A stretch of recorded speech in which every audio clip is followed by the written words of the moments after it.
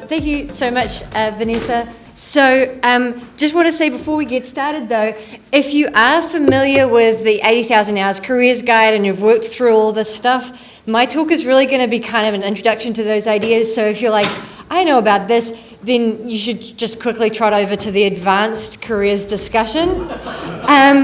If you're planning to stick around, what I'd really like you to do is just find somebody to sit next to, maybe that you haven't talked to much. So we don't have a very big crowd, so maybe some of you guys could kind of come around and meet somebody and tell them just one question you have about your career, one question about what you should be doing next or some other thing. So find somebody to sit next to and have a real quick discussion, just for like a minute. Okay, thanks everyone. Hopefully you've just met somebody new and you'll have an opportunity to discuss more about those career questions after I've kind of gone through some of the most important considerations in choosing a career. So as Vanessa said, I work for an organisation called Rethink Charity, and I work on the Students for High Impact Charity project. My expertise is not in career choice, but that's what I'm going to be covering today. So hopefully I will be able to answer your questions, but I might just have to refer you to somebody who knows a little bit more. Most of the stuff I want to talk about, though, is based on 80,000 hours. So if you're not familiar with this organisation, the name is because a typical career is about 80,000 hours of your life, which is kind of a lot of time. And it probably makes sense to be spending at least some of that 80,000 hours trying to optimise your career, not only for making the world a better place, but also for having a nice, enjoyable, satisfying career as well. And most people don't spend very much time thinking about their career. They just kind of like fall into things and make it up as they go along. And perhaps we would all be able to make the world a better place if we just spent a little bit more time exploring and investigating before we sort of commit to 80,000 hours of our working lives. Cool. So one thing that's super important in your career is that you have a satisfying career, and there is actually quite a lot of research out there about how best to have a great time in your career and feel good about yourself. And unfortunately, a lot of people don't know about this research. So I've just got like a really short summary of what seems to make the biggest difference. And possibly one of the most important things is that if you feel like your work helps others, you're much more likely to be satisfied in your career, which is really great for effective altruists. It means that your career can do a lot of good as well as feel great. It doesn't have to be a sacrifice to try and dedicate your life to helping others. It's actually probably part of having a satisfying career as well. Some other factors: if you're good at your job, you're more likely to be satisfied. If the activities are engaging day to day, more likely to be satisfied. If you've got good peeps around you in your office, that's really important too. And if there's major negatives, then that makes a big difference. So one thing that a lot of people don't think about too much is something like the importance of a commute. A long commute makes sort of a huge difference to your day-to-day satisfaction. People don't really seem to factor that in at all, but that could be, many, many, many hours of your life wasted sitting on a bus or in a car in traffic throughout your whole of your career, and that can make a big difference to your satisfaction. So these are kind of what the evidence seems to suggest makes a good career, but that's not what a lot of people base their career on. And you might, I don't know what kind of careers advice you got when you were at high school, but a lot of people have the sort of, follow what you're passionate about. That's kind of what I tried to do. I was really passionate about, the fundamental nature of the universe. And so I spent like 8 years of my life trying to study that. And after a while, I think maybe after about 6 out of the 8 years, I realized that this really wasn't for me day to day. I didn't actually enjoy the day-to-day work of, just sitting in my office doing maths. But I didn't know that, and if I had thought a little bit more broadly, maybe had a look at maybe some things that I maybe wasn't passionate about straight away, but I could have gained passion or gained enjoyment out of them anyway, I would have probably not wasted quite so much time at university. But a lot of the time, people don't know what they're passionate about, and their interests change a huge amount. So when I started studying, I thought I'd be obsessed with particles for like my entire life, and now I don't actually care. And yeah, like, why didn't I study development economics? I have no idea why not. But anyway, another thing that a lot of people make just kind of a partial mistake is aiming for those high-paid careers. And I'm going to sort of explain why that might be a mistake. And also a lot of people who want to do good, they choose an obvious helping career, which can be satisfying but may not have the highest impact. So on the topic of high-paying careers, it's kind of a lie when people say money doesn't buy you happiness. Money does buy you happiness to an extent. So this is a graph of self-reported life satisfaction and income. And in basically all countries of the world, the more money you have, the higher life satisfaction you have. But this is like a log scale, so each kind of step is a doubling of the income. So if you're poor, you double your income. That makes a sort of step of sort of, I guess, half a point on a 10-point scale. And if you're rich and you double your income, that raises your happiness by the same sort of amount. So you do kind of hit sort of marginal returns. An additional $10,000 isn't going to make very much difference once you're already earning $80,000. This is also sort of when they ask questions like, how satisfied are you with your life? If they measure other forms of happiness like how are you feeling right now, or how are you feeling yesterday, money doesn't make as much of a difference. So when you get above a sort of a threshold of about 50,000 Australian dollars per year, the richer you are, it doesn't seem to make a difference about how happy you are on that day-to-day factor.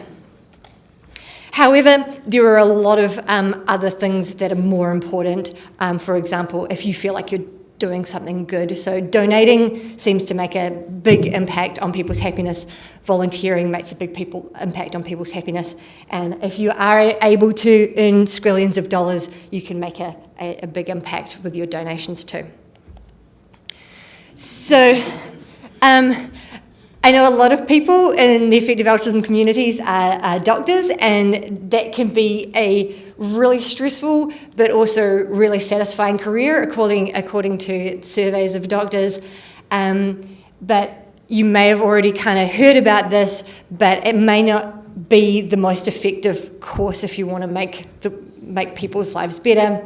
There was a kind of investigation done by Greg Lewis, who is a doctor in the UK, and was like, I want to see how much good I'm actually doing being a doctor. He recognised that day to day he was helping patients, and he could see those patients have better health outcomes and felt like he was really making a difference. But then he reasoned that, if there was one fewer doctor in his community, then the worst patients, or the patients with the worst health problems, would still be covered by other doctors.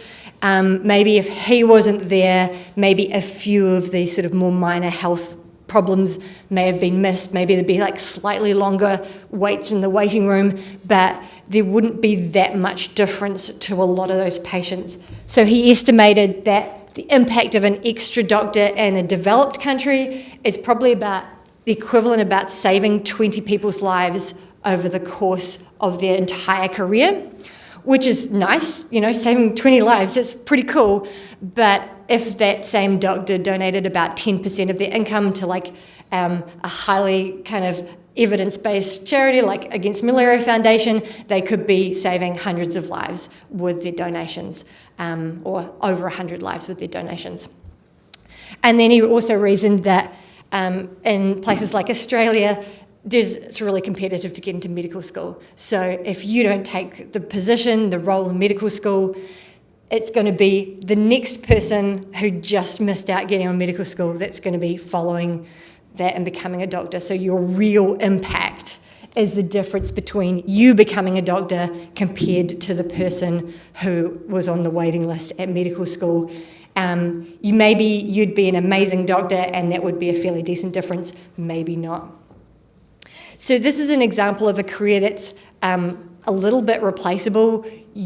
If you didn't do it, somebody else would probably do most of the work. However, not every career is replaceable. There are some people who have individuals who have had a massive impact by what they do. So I have one example. This very handsome man is called Fritz Haber. And he was a German chemist, and he invented a process called the Haber process. And basically that was extracting nitrogen from the air and turning it into a chemical form that plants could absorb. And that basically was inventing the first synthetic fertilizer. And so the Haber process basically made it possible for us to feed the billions of people on this planet. If he hadn't invented it, it probably would have been invented eventually, but it may have been many years later. So he was probably responsible for preventing, millions, hundreds of millions, maybe billions of people from not sort of starving, basically. Amazing impact. After he did this life-saving invention, which just transformed the world as we know it, he did go on to develop a whole bunch of horrible chemical warfare techniques. So he's actually like a really horrible guy, but he's still made an amazing impact on the world from that one invention, that one development. So some people, and 80,000 Hours kind of thinks this, is that they think that the impact of a person kind of looks a little bit like this kind of funny pointy graph, which maybe it's like a power law distribution. Basically, most people in the world have very little impact, but a few people have an insane amount of impact on the world. And as a community, we want to try and get some more people going to the pointy end of this graph so that we can shape the future and solve some of these really big problems by moving as many people who have really good intentions and a critical thinking to go to this pointy part. Cool. So how to do that is a really tricky question. So one thing it's a good idea to start off with is maybe consider your cause area. And a few people have been talking about that this weekend, is how do you pick your cause area? It's really hard to know. But the most common kind of considerations people have is common sort of strategy people use is scale neglectedness and tractability. I just wanted to highlight neglectedness here as far as careers go. A lot of people fall into a cause area, something that they feel that they really want to help. Most of the time people fall into it because they've got friends who are into it, family who are into it, they hear about it on the media, they watch a video about, some horrible thing that's happening, and that drives them towards that particular cause area. And that's absolutely wonderful, but you're more likely to be aware of the cause areas that already have a lot of people working on it. So if you have just chosen a cause area because you've just fallen into it, chances are you may not have been considering the neglectedness factor. And if you do a little bit more research, you might find that there's another cause area that perhaps you can make a larger impact than your sort of initial kind of choice of cause area. And with careers, it's also important to have a look at your personal fit. You might think that AI safety might be the most important cause area in the world, but you're really good at earning money and donating it. It turns out AA Safety's got quite a lot of money. It really needs lots of researchers. So if you're not that kind of person, maybe that shouldn't be your cause area right now. Cool. And there's lots of approaches within a cause area as well that you could look at. So one is earning more money than you need and donating it.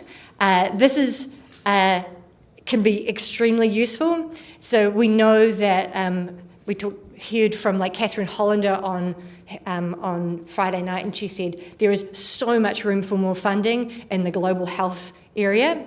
And your impact, if you are earning to give, your impact can be extremely large if you have the time and the inclination to do your own research and find maybe there's a small project that is underfunded that needs help, maybe something that GiveWell or Animal Charity Evaluators or EA funds haven't discovered, then you can perhaps make a really big leveraging impact by starting a new charity, helping to start a new charity off or a new program off with your money. Other kind of strategies, you could be an advocate either for the general population, teaching people about an issue, or maybe going into policy and trying to influence other people in power. You could do research like Fritz Haber there.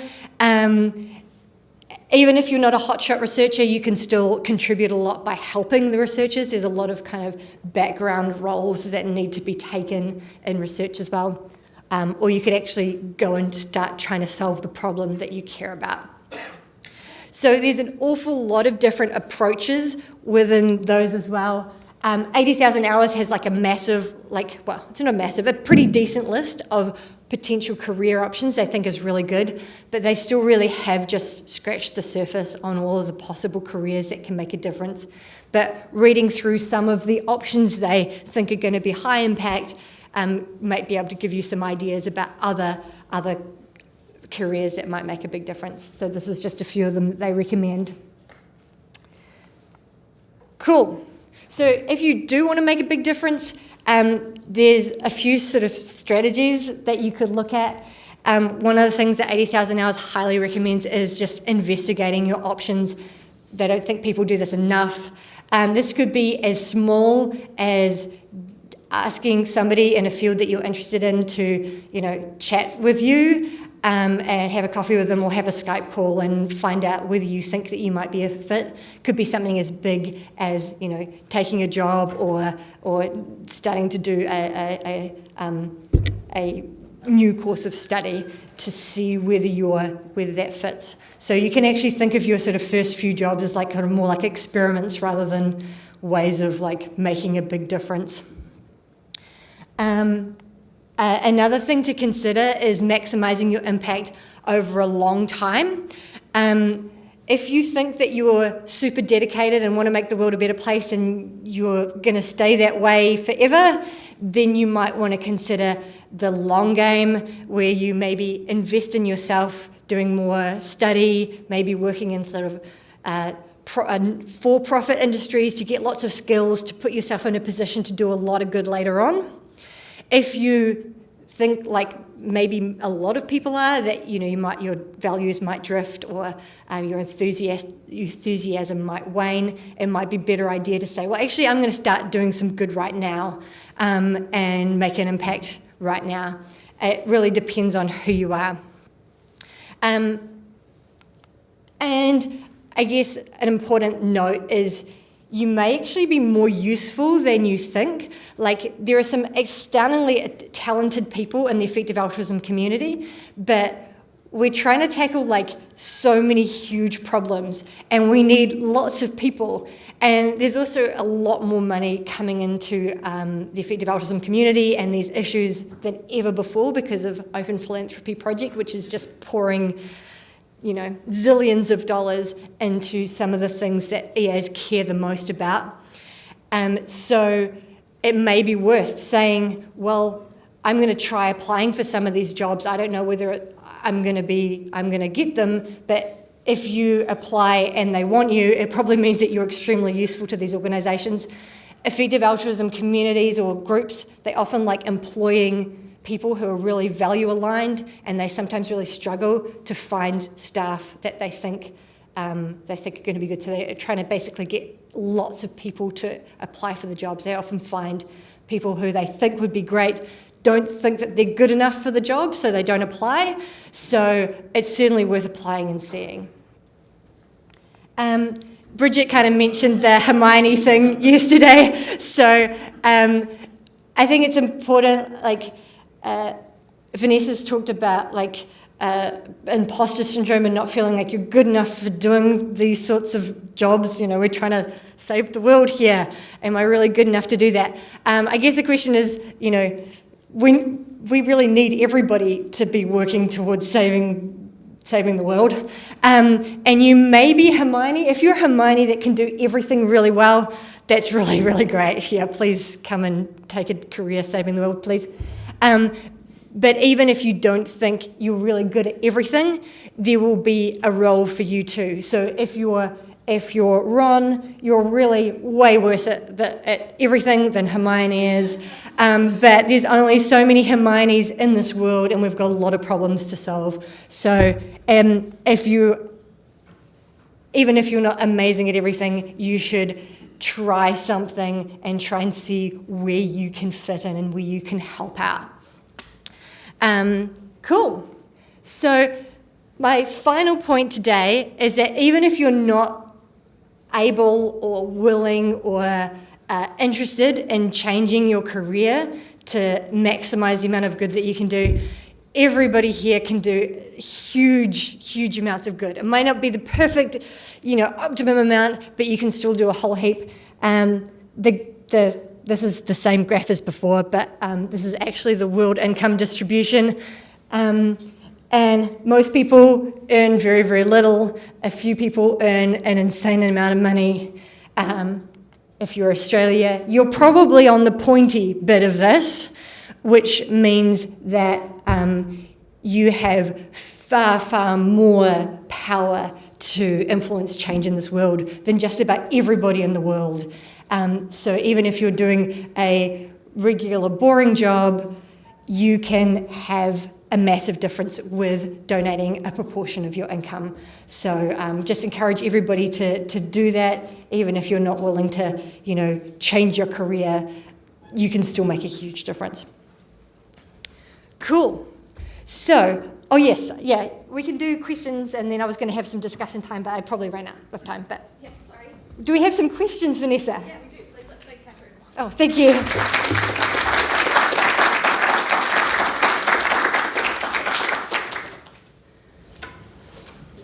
Yeah, brilliant. Okay, so to begin with, thank you for that really thorough overview of career choice and effective altruism. That was really, really interesting.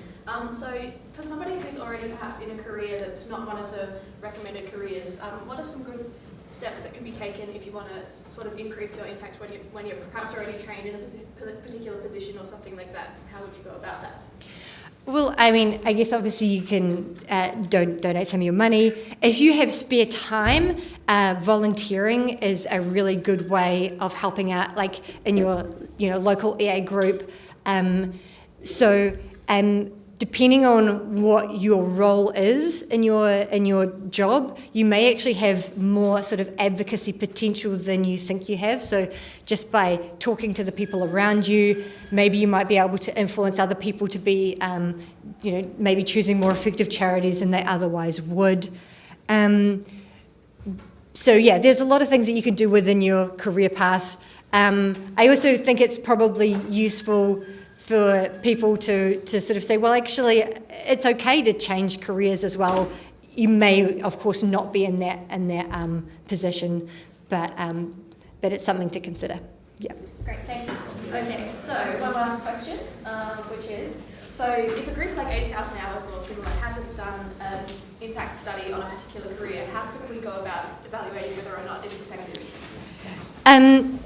That's a good question. I probably suggest reading why 80,000 Hours recommends different careers, and they can have a look at how much impact. They look at a lot of different factors, like how much impact you can have with your donations versus how much impact you can have by advocating, and how much direct impact, and you can try and follow their strategy.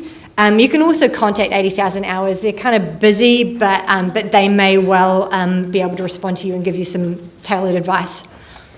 Perfect. Great. Thank you very much. Cool. Thank you.